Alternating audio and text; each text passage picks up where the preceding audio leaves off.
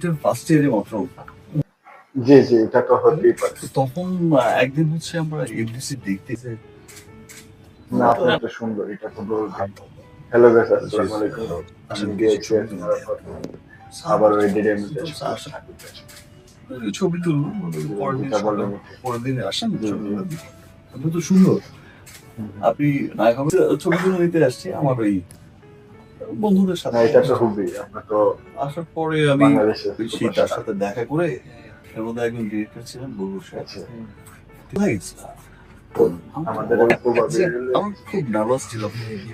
পরে বললো যে আমি ডিরেক্টর অমুক, সিনেমা বানাচ্ছি, তো তুমি করবা। আমি যেহেতু একটাই ছিলেন, ওর বাবা তো কোনোভাবেই রাজি। এর অনেক বছর, কিছু বছর এটা আগে তো তো সবাই আমাদের বিশ্বাস সালমান ভাই মারা গেছে। প্রভাবে জানা একজন। তো মোটামুটি সব ফ্যামিলিতেই একটা কম্পিটিশন থাকছে, তুমি আবার পড়াশোনার জন্য ইন্টার ফার্স্ট ইয়ার। জি, আমাদের গ্রুপে মাত্র 2-3 মাস সময় লাগবে, আমি মাত্র ইন্টারভিউ ঠিক জি সাম মানা যায় না। আমার এক পর্যায়ে কনভিন্স হয়েছে, বাকি দুইটা কনভিন্স জি, করতে পারে না।